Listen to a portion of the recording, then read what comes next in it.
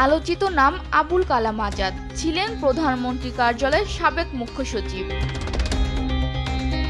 দায়িত্ব পালন করেছেন বিদ্যুৎ বিভাগের সচিব হিসেবেও। বিদ্যুৎ খাতের সব নিয়ন্ত্রণই তার হাতেই ছিল। বিনিময়ে পকেটে ভরেছেন কোটি কোটি টাকা। নামে বেনামে গড়ে তোলেন শত কোটি টাকার সম্পত্তি। জামালপুরের দেওয়ানপাড়ায় রয়েছে 4 তলার বাড়ি। ঢাকাতেও রয়েছে কয়েকটি আলিশান ফ্ল্যাট। চড়েন বিলাসবহুল গাড়িতে।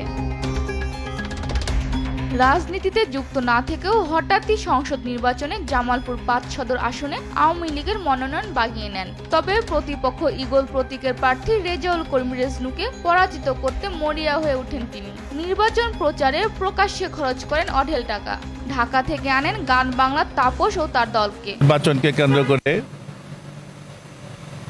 মিস্টার আবুল কালাম আজাদ জামালপুর প্রশাসনকে নগ্নভাবে ব্যবহার করেছেন এবং বিভিন্ন শিল্পগোষ্ঠীকে জামালপুরে এনে গান বাজনার নামে কোটি কোটি টাকা যিনি খরচ করেছেন এবং ভোটারদের মন জয় করার জন্য তিনি বিভিন্নভাবে বিভিন্ন সময়ে ত্রাণ সামগ্রীর নামে চাল, ডাল, তেল, লবণ, মরিচ, পেঁয়াজ এই সমস্ত সামগ্রী দেওয়ার চেষ্টা করেছেন এবং বিভিন্ন শিল্প প্রতিষ্ঠানকে এখানে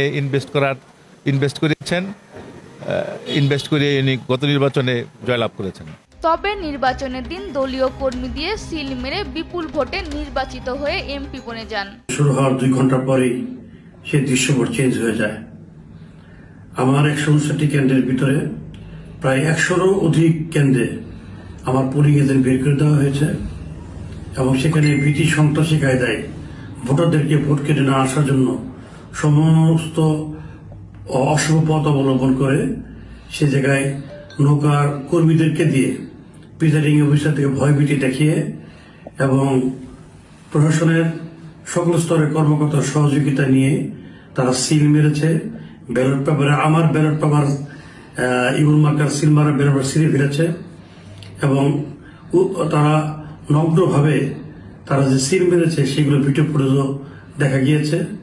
সার্বিক বিবেচনায় বিশেষ করে বিভিন্ন কেন্দ্রে আমার কর্মীদের সঙ্গে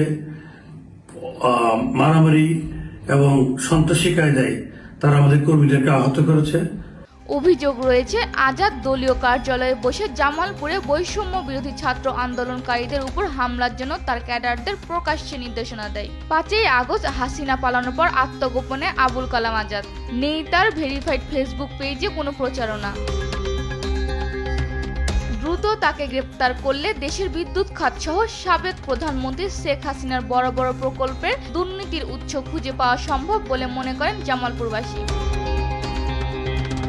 নিউজ ডেস্ক, দেশ টিভি।